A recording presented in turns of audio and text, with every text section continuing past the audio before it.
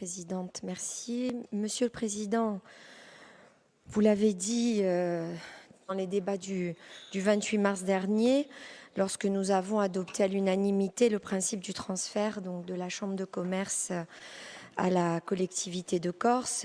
Il serait donc vain de vouloir redire encore ici les positions des uns et des autres. Vous avez affirmé dans le journal de la CCI, et je vous cite, que vous distinguez ce dossier comme parmi les plus importants de la mandature. Alors certes, il convient d'affirmer une nouvelle fois que ce transfert est pour la Corse une opportunité réelle de maîtriser les éléments indissociables de sa spécificité insulaire en renforçant la maîtrise des infrastructures essentielles de transport. Mais en prenant connaissance à la fois du rapport du Conseil exécutif de Corse, de l'avis du Conseil d'État et de l'étude d'impact qui a été fournie, au moins 3 remarques méritent d'être abordées. Alors nous avons pris l'habitude de délibérer souvent trop rapidement sur des sujets importants pour notre île et ensuite découvrir des conséquences que nous ne soupçonnions pas. Donc l'intégration de la Chambre de commerce et c'est plus de 1100 agents qui vont s'ajouter aux plus de 4000 de la collectivité hors agences et offices, bien sûr, mérite quand même que nous nous posions quelques questions. Alors, 3 points que je souhaiterais aborder. Le premier, c'est sur le statut.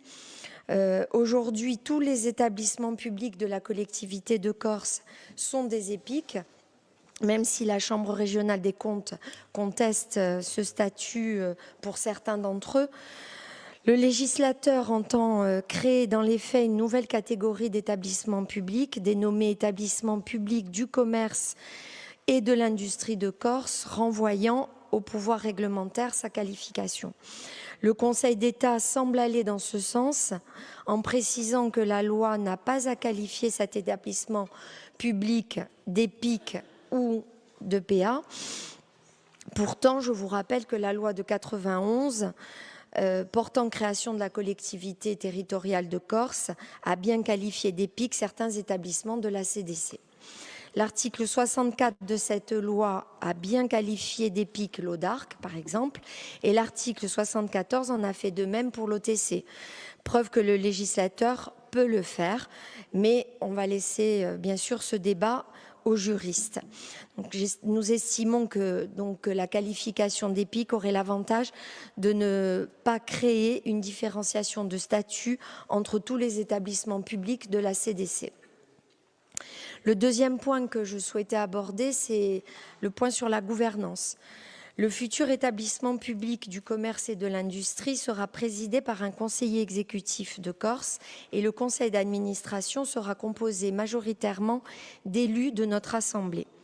On peut évidemment admettre ceci, mais comme je m'en étais déjà interrogée lors de la précédente session, la spécificité des chambres de commerce est qu'elles sont une émanation des chefs d'entreprise et aussi ce qui en fait des institutions au plus près du tissu économique. Il conviendra donc de veiller à ce que cette spécificité ne se perde pas et que le futur établissement public ne devienne pas une structure de gestion de plus décorrélée de l'écosystème économique de la Corse. Nous émettons donc de vraies réserves sur la fonctionnalisation d'une structure à vocation privée avec une majorité des membres du CA de l'Assemblée de Corse. Le troisième et dernier point que nous souhaitons aborder, c'est sur l'articulation des autres offices et agences. Alors la loi semble créer ce nouvel établissement public sans pour autant préciser que cette création s'effectue sans préjudice des compétences qui sont déjà dévolues à l'ADEC, à l'ATC et à l'OTC. Je crois que nous devons, dans le respect des statuts et des droits acquis des personnels, nous interroger collectivement sur la juxtaposition de ces 4 établissements publics. Notre collectivité souffre déjà, et de nombreux acteurs économiques le disent, d'une lourdeur certaine et d'un manque de lisibilité de son action. comment articuler le futur établissement public donc du commerce et de l'industrie avec une ADEC, d'une part, dont les statuts précisent bien que son champ d'application est le commerce, l'artisanat et l'industrie, avec l'ATC, d'autre part, quand on sait que la Chambre de commerce actuelle joue un rôle dans le domaine aussi touristique, et bien évidemment avec l'OTC quand on constate que la Chambre sera la clé de voûte de la gestion des infrastructures de transport, et c'est bien là le sujet principal de ce rapport. Alors le gouvernement vient d'engager une réflexion visant à rationaliser ces opérateurs sans porter atteinte aux droits des agents, mais en prévoyant des réaffectations d'agents, des fusions, de structures.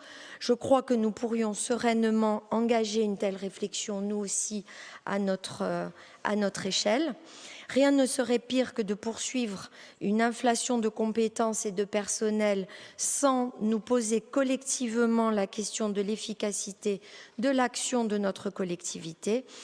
Monsieur le Président, profitons d'avoir un ministre corse de la fonction publique et de la simplification à la personne de Laurent Marcangeli pour le saisir peut-être de cette question de simplification.